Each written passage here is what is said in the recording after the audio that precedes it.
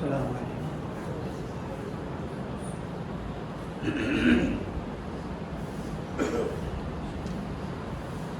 نحمده ونصلي ونسلم على رسوله الكريم، اما بعد،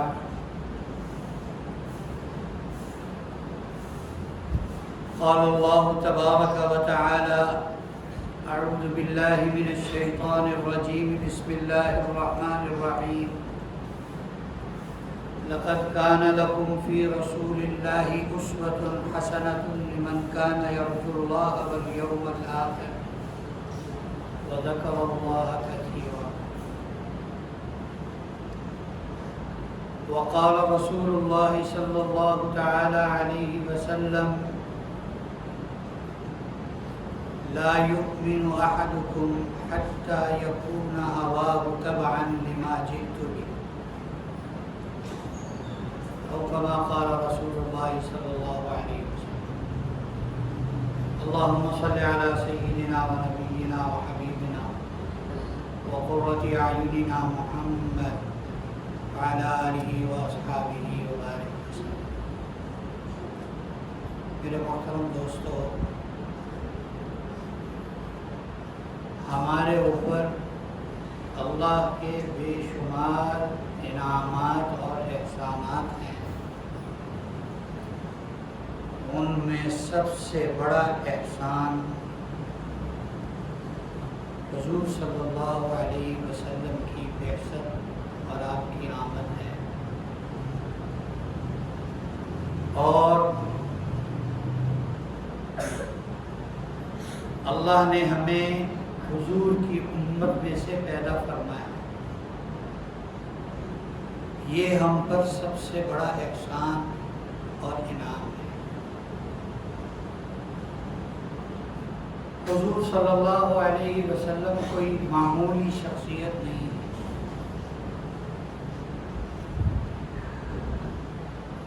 نبیوں کے نبی، نبیوں کے امام اور آخری نبی اور اللہ کے محبوب نبی۔ ہماری قسمت کہ وہ ہمارے حصے میں آئے، ہم ان کے امتی بنے، اور یہ ہمارا نصیب ہے کہ ہم ان پر ایمان لائے، اور یہ بھی ہمارا نصیب ہے کہ ہم ان کو نہ صرف یہ کہ نبی مانتے ہیں، بلکہ ہم ان کو آخری نبی مانتے ہیں۔ اور ہمارا عقیدہ یہ ہے کہ نبی کریم صلی اللہ علیہ وسلم کی تعلیمات سے ہٹ کر اگر ہم زندگی گزاریں گے تو ہماری نجات کا کوئی چانس نہیں ہے۔ وَمَن يَبْتَغِ غَيْرَ الْإِسْلَامِ دِينًا فَلَن يُقْبَلَ مِنْهُ، جو دین اسلام کے علاوہ کسی دین پر عمل کر کے زندگی گزار کے آیا، اللہ فرماتے ہیں کبھی بھی قبول نہیں ہوگا۔ اب دین یعنی جس پر ہم نے چل کر جو طریقہ زندگی اختیار کرنا ہے وہ کیا ہے؟ حضور کا طریقہ۔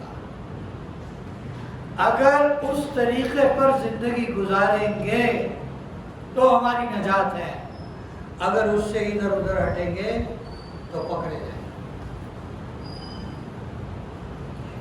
ایک ہوتی ہے غفلت، سستی، کوتاہی ہو گئی، یہ تو قابل معافی چیز ہے۔ ایک ہے کہ دین کے کسی رکن کا نہیں، رکن تو بہت بڑی چیز ہوتی ہے، کسی ایک جزو کا آپ انکار کر دیں تو آپ کے اور میرے پلے خدا نخواستہ نہ ایمان رہے گا نہ کچھ اور رہے گا۔ کسی چیز کا ہم انکار کر دیں، اس سے کیا ہوتا ہے؟ اس سے کیا ہوتا ہے؟ اس کے بغیر بھی چلتا ہے؟ نہیں۔ میرے محترم دوستو، آج جیسے ہی ہمارے معاشرے میں بر صغیر میں خصوصاً، اور یہ چیز دنیا میں کہیں بھی گئی تو بر صغیر سے ہی گئی۔ بر صغیر میں ربیع الاول شروع ہوتے ہی حضور کے تذکرے شروع ہو جاتے ہیں۔ حضور کو ہمارے تذکروں کی کیا ضرورت ہے؟ آپ سمجھتے ہیں کہ جس ذات کے تذکرے اللہ نے کیے ہوں، قرآن میں کیے ہوں، اور جس ذات کا حال یہ ہو، اللہ ان کی شان میں فرمائیں ان اللہ وملائکتہ یصلون علی النبی یا ایہا الذین آمنوا صلوا علیہ وسلموا تسلیما، کہ اللہ اور اس کے فرشتے یقیناً ہر وقت اپنے نبی پر، نبی کریم صلی اللہ علیہ وسلم پر درود بھیجتے رہتے ہیں۔ اے ایمان والو، تم بھی نبی پر درود و سلام بھیجو۔ فرشتے لگے ہوئے ہیں آپ کے تذکرے میں، آپ کو ہمارے تذکرے کی کیا ضرورت ہے؟ آپ صلی اللہ علیہ وسلم کو ہمارے تذکروں کی ضرورت نہیں ہے۔ ہمیں ضرورت ہے کہ ہم آپ کے تذکرے کریں، لیکن ہمیں آپ کے تذکرے کی ضرورت ہے یا آپ کی سیرت بیان کرنے کی ضرورت ہے، یا آپ کی سیرت منانے کی ضرورت ہے، یا آپ کی سیرت اپنانے کی ضرورت ہے؟ آپ کا کیا فیصلہ ہے؟ آپ علیہ السلام کی سیرت طیبہ اپنانے کا نام ہے۔ حضور کی شان میں ہزاروں قصیدے پڑھ دیے اور زندگی سنت سے خالی ہے، تو ہمارے تذکرے ہمارے سر سے اوپر نہیں جائیں گے۔ ہمارے تذکرے تو اللہ نے حضور کے کیا سمجھتے ہیں، حضور کے صحابہ کے، حضور کے والدین کے تذکرے پہلی کتابوں میں کیے۔ تورات میں لکھا ہوا ہے، تورات میں لکھا ہوا تھا، اب تو پتہ نہیں وہ ہے یا نہیں ہے۔ تورات میں لکھا ہوا تھا آپ کی آمد کا وقت، آپ کی آمد کا مہینہ، موسم، یہ سب تورات میں لکھا ہوا تھا۔ اور تورات میں یہ بھی لکھا ہوا تھا کہ نبی آخر الزمان کا جو شخص والد بنے گا، آپ کی ولادت سے پہلے اس کی پیشانی پر، اس کے ماتھے پر ایک نور ظاہر ہوگا۔ چنانچہ نبی اکرم صلی اللہ علیہ وسلم کے والد حضرت عبداللہ رضی اللہ تعالی عنہ، ان کی پیشانی پر وہ نور ظاہر ہوا، اور یہودیوں نے کوشش کی کہ عبداللہ کا نکاح یہودیوں کی کسی عورت سے ہو جائے، لیکن وہاں نکاح کی کوئی صورت نہیں بنی، بلکہ ایک عورت نے معاذ اللہ ثم معاذ اللہ حضرت عبداللہ کو زنا کی بھی پیشکش کی کہ آپ تھوڑا ٹائم میرے ساتھ گزار لیں۔ تو حضرت عبداللہ نے بڑی متانت کے ساتھ جواب دیا کہ کوئی عزت دار شخص بھلا ایسے کر سکتا ہے؟ دو لفظی جواب، کوئی عزت دار شخص ایسے کر سکتا ہے؟ چلے گئے، مدینے جا رہے تھے مکے سے، مدینہ منورہ میں پہنچے تو وہاں بھی خاندان کے کچھ لوگ تھے، انہوں نے کہا بھائی تم جوان ہو گئے ہو، تمہارے نکاح کی کوئی بات کرنی چاہیے۔ چنانچہ وہاں ایک قبیلے کی ایک عورت حضرت آمنہ جو اعلیٰ اخلاق کی تھی، اعلیٰ صفات کی تھی، خوبصورت تھی، اور ساری کوالٹیز جو ایک اچھی اور نیک عورت میں پائی جاتی ہیں وہ ان میں پائی جا رہی تھی، ان سے آپ کا نکاح۔ چند دن وہیں ٹھہرے، پھر واپس مکہ مکرمہ تشریف لا رہے تھے تو یہودیوں کی وہی عورت جس نے جاتے ہوئے آپ کو نکاح کی پیشکش کی تھی حضرت عبداللہ کو، وہی ملی۔ اس نے پھر وہی پیشکش کی، لیکن کہا اب کہ تمہارے ساتھ ایک عورت بھی ہے، یہ کون ہے؟ اور پہلے جو تم جا رہے تھے تو تمہاری پیشانی پر نور تھا، اب کہ وہ نور نہیں ہے۔ تو حضرت عبداللہ نے فرمایا کہ یہ میری زوجہ ہے، باقی جو تم کہہ رہی ہو وہ تمہیں پتا ہوگا، مجھے اس کا علم نہیں۔ وہ نور اب منتقل ہو چکا تھا حضرت آمنہ رضی اللہ تعالی عنہ۔ تو اب آپ کے والدین کے تذکرے پہلی کتابوں میں اور آپ کے صحابہ کے تذکرے پہلی کتابوں میں، لیکن صحابہ اکرام رضوان اللہ تعالی علیہم اجمعین چاہے امیر تھے، چاہے غریب تھے، چاہے قصوہ پرسی کی حالت میں تھے، اور چاہے بیچارگی اور لاچارگی کی حالت میں تھے، وہ دنیا میں جہاں جس مقصد کے لیے گئے کامیابی نے ان کے پیروں کے تلوے چومے۔ کیوں؟ کہ وہ متبع سنت تھے، ان کے اندر حضور کی 100% زندگی موجود تھی۔ اور وہ متبع سنت کیسے تھے؟ حضور اکرم صلی اللہ علیہ وسلم خطبہ ارشاد فرما رہے ہیں منبر پر جمعہ کا، اور کچھ صحابہ مسجد کے اندر کھڑے ہوئے ہیں، آپ نے انہیں فرمایا بیٹھ جاؤ۔ عبداللہ بن مسعود رضی اللہ تعالیٰ سامنے تھے راستے پر، وہ مسجد کے اندر ابھی داخل نہیں ہوئے تھے، راستے میں بیٹھ گئے، وہی بیٹھ گئے، ایک قدم بھی آگے پیچھے نہیں کیا۔ جمعہ کے بعد نبی اکرم صلی اللہ علیہ وسلم کی خدمت میں آئے، آپ نے فرمایا میں نے تمہیں تھوڑی کہا تھا کہ بیٹھ جاؤ، میں نے تو ان کو کہا تھا جو مسجد میں کھڑے ہوئے تھے کہ جو مسجد میں کھڑے ہوئے ہیں وہ بیٹھ جائیں، تم تو راستے میں تھے، تمہیں اندر آ جانا چاہیے تھا۔ فرمانے لگے عرض کیا اللہ کے رسول میں سمجھ گیا تھا، لیکن عبداللہ بن مسعود کی مجال کیا ہے کہ آپ فرمائیں بیٹھ جاؤ، اور وہ چند قدم آگے چلے۔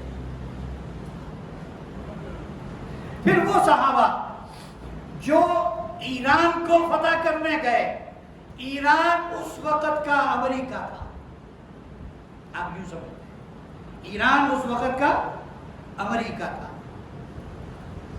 اور شام اس وقت کا روس تھا، دو بڑی طاقتیں تھیں، یا اس کو کچھ اور لے لیں، فلاں تھا۔ اور کسی موقع پر مذاکرات کے لیے ایک صحابی، بعض دفعہ وہ صحابی حضرت مغیرہ بن شعبہ بھی تھے، بعض دفعہ حضرت حذیفہ بن الیمان بھی تھے، بعض دفعہ ایک اور صحابی تھے، تو سب کی حالت تقریباً ایک جیسی تھی، سفر میں تھے، اپنے علاقے سے دور تھے، اور ان کے کپڑے میلے کچیلے تھے۔ اور ایک صحابی تو جب گئے ایران کے سب سے بڑے جرنیل رستم کے دربار میں، تو ان کی جو تلوار تھی اس کی میان ہی نہیں تھی، تلوار کے اوپر انہوں نے چیتھڑے کہیں چمڑے کا اور کہیں کپڑے کا لپیٹ رکھا تھا۔ انہوں نے کہا، چھیڑا ان کو کہ تم ان تلواروں سے ایران کو فتح کرو گے؟ ان تلواروں سے جن کی میان ہی نہیں ہے؟ تو وہ ایمان والے تھے، انہوں نے کہا تم نے تلوار دیکھی ہے، تلوار چلانے والا ہاتھ نہیں دیکھا، تمہارے اسلحہ خانے میں جو سب سے مضبوط ڈھال ہے وہ لے آؤ اور میری تلوار کا ہاتھ دیکھو، میری ضرب دیکھو۔ وہ لایا گیا، بعضی روایات اور کتابوں میں ہے کہ ریشم کا کپڑا لایا گیا۔ ریشم کے کپڑے کو تلوار نہیں کاٹ سکتی، پھسل جاتی اس پر سے۔ تو بعضی روایات میں کتابوں میں یہ ہے کہ ریشم کا کپڑا لایا گیا، انہوں نے وہ بھی کاٹ دیا، اور جو ڈھال لائی گئی کہ تمہارے اسلحہ خانہ میں جو سب سے مضبوط ڈھال ہے وہ لے آؤ، انہوں نے ایک ہی وار سے اس ڈھال کے 4 ٹکڑے کر دیے۔ یہ لو، اب وہ چونکہ بے ایمان تھے سب، ایمان ان کو سمجھانا، ایمان کی دعوت تو دی، لیکن یہ کہنا کہ میری اس ضرب میں میرے جسم کی بھی طاقت ہے اور اس سے زیادہ میرے ایمان کی طاقت ہے جس کو تم جانتے نہیں ہو۔ صحابہ اکرام نے اتباع سنت کے ساتھ بڑے بڑے علاقے فتح کیے اور جہاں جھنڈے گاڑے اتباع سنت کی وجہ سے۔ اب اتباع سنت کیا ہے؟ سنت زندگی کیا ہے؟ زندگی کے ہر سال، ہر مہینے، ہر ہفتے، ہر دن کے ہر گھنٹے، منٹ، سیکنڈ اور مائکرو سیکنڈ، ایک لمحہ، ایک سانس حضور کا اتباع۔ اس وقت جو ہمارے حالات چل رہے ہیں، پورے ملک سیلابی صورتحال ہے، پہلے صوبہ سرحد میں تھا، اب سارا پنجاب اس کی لپیٹ میں ہے۔ میرے محترم دوستو، حضور کا عمل ان اوقات میں کیا ہوتا تھا؟ حضور کا عمل تو یہ تھا کہ ذرا بادل دیکھتے، ذرا گہرے بادل دیکھتے تو آپ صلی اللہ علیہ وسلم کے چہرے کا رنگ وقت ہو جاتا تھا۔ انہیں نہیں پتا تھا کہ میں رحمت للعالمین ہوں، انہیں اپنی شان کا نہیں پتا تھا کہ میں تو اللہ کا لاڈلا ہوں، انہیں اپنی شان کا نہیں پتا تھا کہ میرے جیسا نہ کوئی پہلے تھا اور نہ کوئی میرے بعد میں آئے گا، سب کچھ پتا تھا۔ اس کے باوجود اللہ کا ڈر اتنا دل میں تھا کہ ذرا بادل گہرا آ جاتا تو آپ کے چہرہ انور کا رنگ تبدیل ہو جاتا اور پھیکا پڑ جاتا۔ اور حضرت عائشہ صدیقہ رضی اللہ تعالی عنہا نے ایک مرتبہ پوچھا، اللہ کے رسول آپ کے ساتھ ایسا کیوں ہوتا ہے؟ آپ نے فرمایا، عائشہ تمہیں پتہ نہیں ہے کہ قوم عاد پر جب عذاب آیا تھا تو اس سے پہلے اسی طرح کے بادل آئے تھے اور وہ بڑا خوش ہوئے تھے کہ یہ بادل بارش برسائے گا، ہذا عارض ممطرنا، هذا عارض ممطرنا بل هو ما استعجلتم به ريح فيها عذاب عليم، کہ وہ کہنے لگے بادل کو دیکھ کر یہ ہم پر بارش برسائے گا۔ اللہ فرماتے ہیں نہیں، یہ بادل نہیں تھا، اس میں بارش نہیں تھی، اس میں اللہ کی رحمت نہیں تھی، بلکہ اس میں وہ تھا جو تم میرے پیغمبر کو کہا کرتے تھے کدھر ہے تمہارا عذاب، وہ کہاں ہے قیامت، تمہارے رب کا عذاب جو تمہارے نہ ماننے والوں پر آئے گا وہ کدھر ہے؟ اللہ فرما رہے ہیں بل ہوا ما استعجلتم به، یہ وہ ہے جو تم پہلے مانگا کرتے تھے، ریح فیہا عذاب علیم، اس بادل میں ایسی ہوا تھی جو بہت دردناک عذاب دینے والی تھی۔ فرمایا میں اس لیے ڈرتا ہوں۔ اور صحابہ اکرام کا حال یہ تھا، صحابہ اکرام کا حال یہ تھا کہ حضور کے زمانے میں ذرا سی تیز ہوا چلتی، ابھی آندھی کی کیفیت نہیں بنتی تھی، سارے صحابہ مسجد میں دوڑ جاتے تھے. ہمارے یہاں کیا ہے؟ سیلاب آ رہا ہے، لوگ انجوائے کر رہے ہیں، ٹک ٹاکر وہاں جا کے ٹک ٹاک بنا رہے ہیں، وہاں جا کے ویڈیو بنا رہے ہیں اور لائک اور ویوز حاصل کر رہے ہیں. یہ ہمارا حال ہے کہ پورا ملک ابھی تو شروعات ہیں. یہ جب سیلاب تھمے گا اس کے بعد جو مہنگائی کی صورتحال ہوگی وہ پھر خدا جانے کہ کس کس کے سنبھلے گی، کس کس کے پڑتے میں ہوگی، وہ کس کس کے گھر کے دیے بجھائے گی اور کس کس کے گھر میں وہ دکھوں کے اور غموں کے ڈیرے ڈالے گی. یہ بھی بات کی بات ہے. حضور اکرم صلی اللہ علیہ وسلم نے فرمایا من حسن اسلام المرء ترکہ ما لا یعنی. آدمی کے اسلام کی خوبی یہ ہے کہ وہ سارے وہ کام جو فضول ہیں، جو لا یعنی ہیں، جن کا کوئی فائدہ نہیں ہے، ان کو چھوڑ دیں.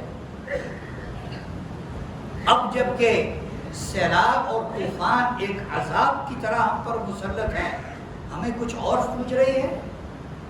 ہماری مساجد میں رش نہیں ہے، ہمیں استغفار کی تو توفیق نہیں ہو رہی کہ ہم استغفار کریں. کہ وہاں سرحد کے اندر کیا ہوا کہ پورا علاقہ تباہ ہو گیا، گاؤں کا گاؤں پورا، ایک گھر سلامت نہیں رہا، ایک گھر سلامت نہیں رہا. یہ دریا چل رہے ہیں، یہ پانچوں چاروں صوبوں سے گزرتے ہیں.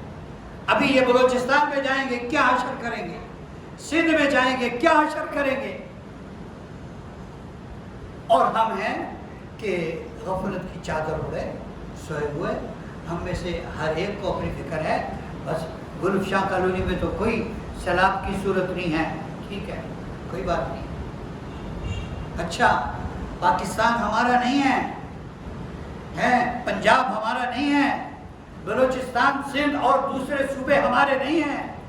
وہاں پر ہندو بستے ہیں، وہ انڈیا کے ساتھ ہیں، وہ ہمارا عضو بدن ہے.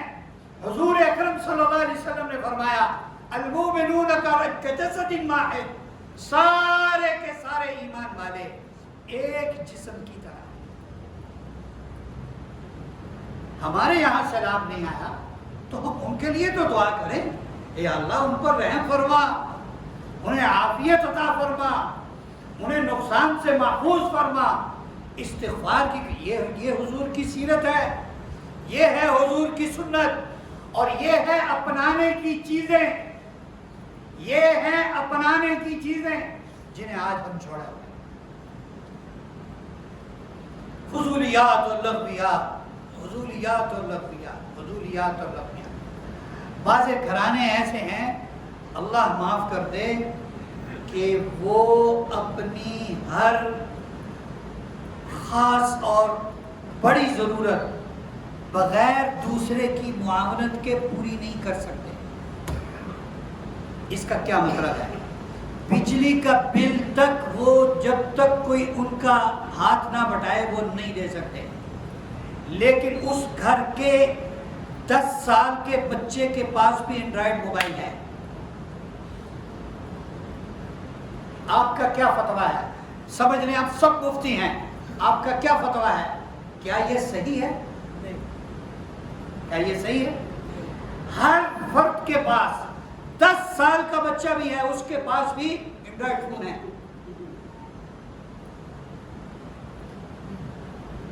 کیا ایسے شخص کو سوال کرنے کی اجازت ہے، یا اس نے سوال کر لیا، سوال کر کے پھر اس طرح کے اللے تللے کرنے کی اجازت ہے؟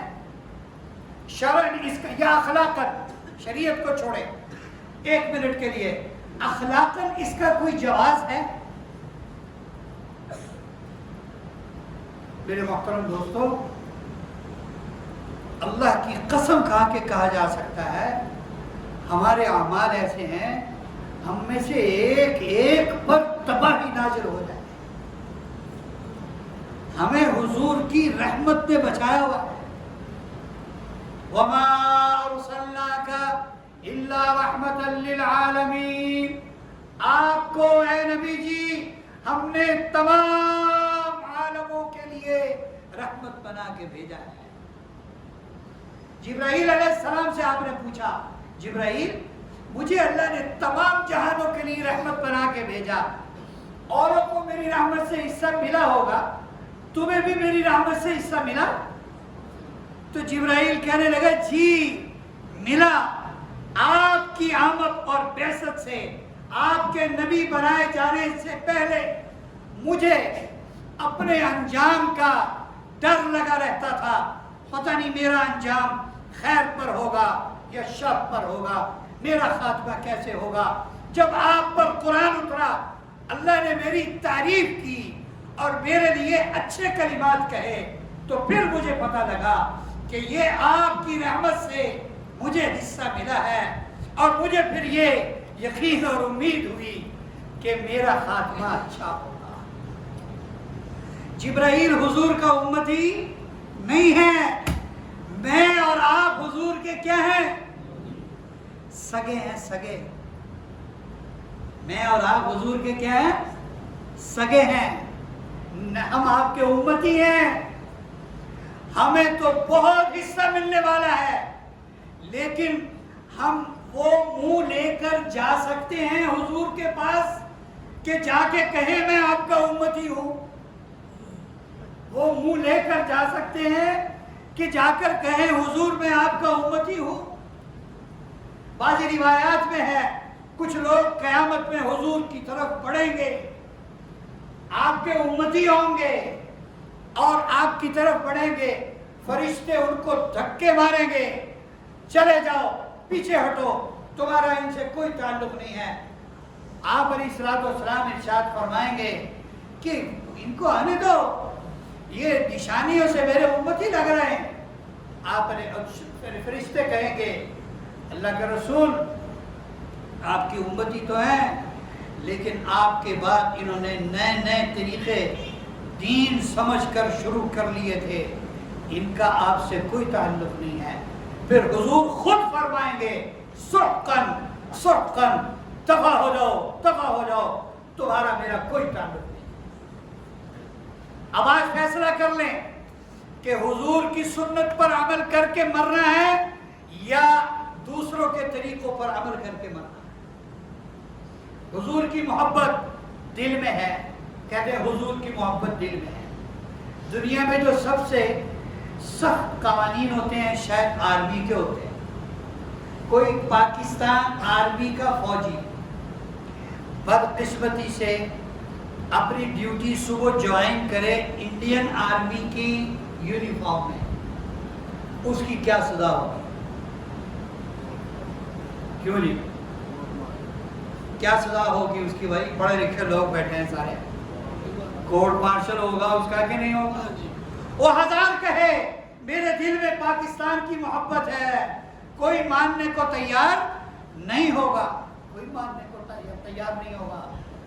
عربی کا شاعر کہتا ہے تعصي الرسول وانت تزعم حبه هذا محال في القياس بديع لو كان حبك صادقا لاطعته ان المحب لمن يحب مطيع۔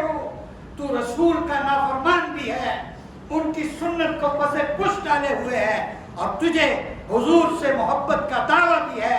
یہ بات کسی عقل والے کی عقل میں نہیں آ سکتی، کسی اور کو بے وقوف بنانا۔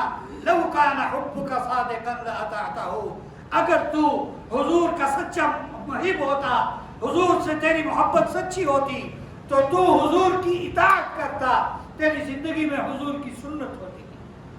ان المحب لمن يحب مطیع، کیونکہ محبت کرنے والا اپنے محبوب کا تابعدار ہوتا ہے، نافرمان نہیں ہوتا۔ آج سے عہد کریں انشاءاللہ حضور کی سنت کو سینے سے لگائیں گے، حضور کی سنت کو اہمیت دیں گے، ہر معاملے میں، ہر شعبہ زندگی میں، چاہے پوری دنیا ہماری مخالفت کرے، ہمیں کس کو راضی کرنا ہے؟ اللہ اور اس کے رسول کو۔ سیدہ صدیق اکبر میں، ان کے طریقے میں ہمارے لیے نمونہ ہے۔ جب غزوہ تبوک میں آپ علیہ السلام نے چندے کا اعلان فرمایا تھا، لاؤ جس کے پاس جو کچھ ہے، بہت دور کا سفر ہے اور ضرورتیں بہت زیادہ ہیں، مجمع بھی بہت زیادہ ہے، تو سیدنا صدیق اکبر گھر کی سوئی سمیت، سوئی سلائی سمیت، دھاگے سمیت، حتیٰ کہ تن کے اچھے کپڑوں سمیت سب کچھ لے آئے۔ اور آپ صلی اللہ علیہ وسلم نے پوچھا حضرت عمر سے، کیا لے کر آئے ہو؟ سیدنا عمر نے فرمایا، اللہ کے رسول آدھا لے آیا ہوں، آدھا گھر چھوڑ کر آیا ہوں۔ جب سیدنا صدیق اکبر آئے تو سوال بدل گیا، آپ نے فرمایا ہاں گھر کیا چھوڑ کے آئے ہو؟ فرمایا اللہ کے رسول گھر میں تو اللہ اور اس کے رسول کا نام چھوڑا ہے۔ ایسے کریں، یہ نمونہ ہے کہ چاہے کوئی کچھ کہے، ہمیں حضور کی سنت پر عمل کرنا ہے، اور ہر معاملے میں شادی ہو نبی ہو یا روزمرہ کی زندگی کے جو بھی معاملات ہو، حضور کی سنت پر ہم عمل کریں گے، چاہے پوری دنیا ہماری مخالف ہے۔ دنیا ساتھ لے کر چلنی ہے، دنیا ساتھ لے کر چلنی ہے، دنیا کو ساتھ لے کر چلنا ہے، یا پھر دنیا کو ساتھ لے جائیں اور یا پھر اللہ اور اس کے رسول کو لے جائیں۔ دیکھ لیں آخرت میں ہمیں نجات دلانے والا کون ہے؟ دنیا ہے یا اللہ اور اس کے رسول ہیں؟ اللہ ہمیں ان باتوں پر عمل کی توفیق نصیب